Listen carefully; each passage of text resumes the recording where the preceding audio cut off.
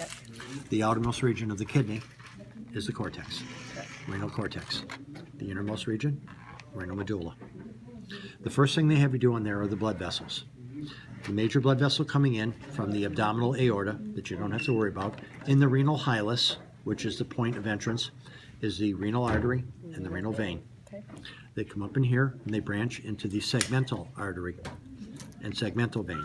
Now, every region in here has a segmental artery. There's one that goes here, one that goes here, one that goes here, but for now, they only show you one of them.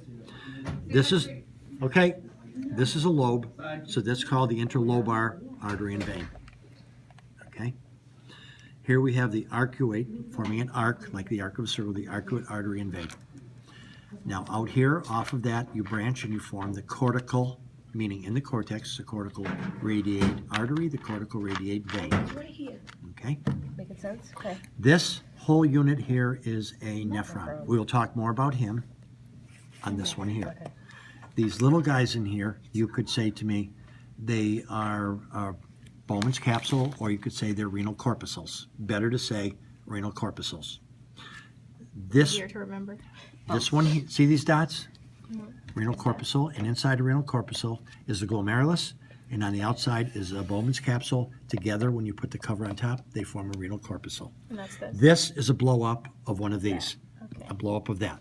Okay? Now, basically, see if you remembered. If you have to look in the book, any of you, put your hand, any of you who knows, on a renal column. Renal. Oh, sorry. Right here, right? Okay, the whole thing, the big one. Whole thing? Okay, this is a renal papilla. I was thinking pyramid for a second. So it's Whole not thing. this part, it's Okay, this part? yeah, this, what is this here? This is the opening of a minor calyx That's just the opening. That goes in the major. that goes into a major calyx right there. Okay. This is a renal pelvis right here where the 500 is, or if we have one with a 510, this is the renal pelvis, which leads to the ureter, which is going to go to the bladder. There are two ureters because you have two kidneys. Okay? All right? We've got all the major parts of this guy done for the practical. Okay, we've got the blood vessels. Okay, we've got all the major components right in here, cortex, medulla, et cetera, et cetera. Now over here, they take an expanded section, okay, like this, and they go here. Once again, fibrous capsule, arcuate artery and vein, cortical radiate artery and veins, because above this line going toward you is the cortex, medulla. This is a nephron in the cortex. It's called a cortical nephron. Because he is close to the medulla, they put him here. He's a juxtamedullary nephron. Juxta meaning next to in Latin. Next to the medulla. What? Juxtamedullary. Medullary, okay. Okay, I think it's Juxtamedullary. Now, blood comes into the glomerulus always by means of an afferent arteriole, means leading into.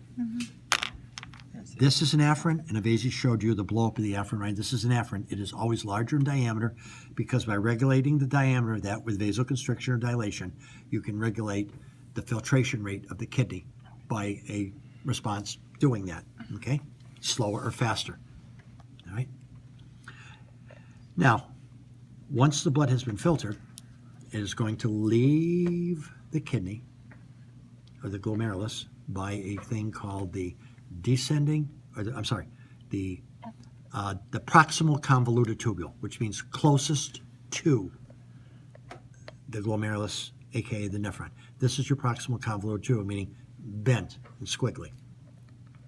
Okay, and we go down, and here we become the descending limb of the loop of Henle.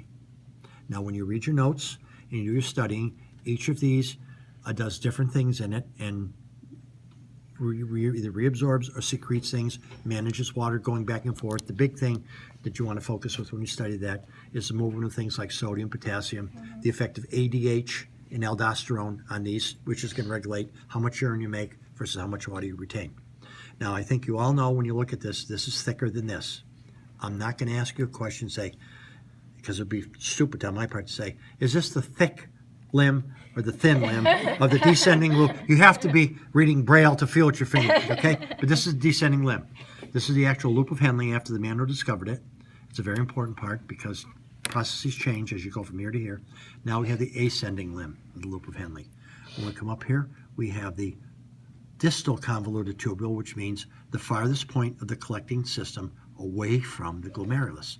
So we go through here. There are processes that you will learn when you study for the test. And then we get into the collecting system, which is the collecting duct. Okay, we come down here like this.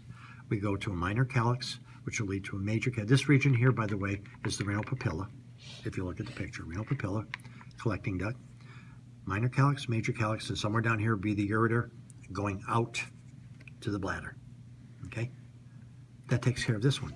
All done. I won't go through the blood vessels again because I did them over here.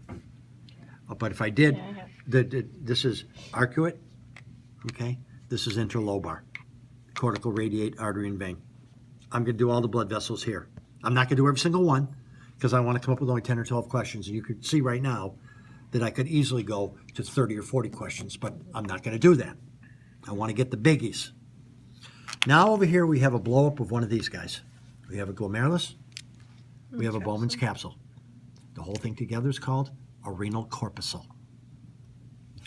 We have a proximal convoluted tubule right here. We have a distal convoluted tubule over there. We have the macula densa cells.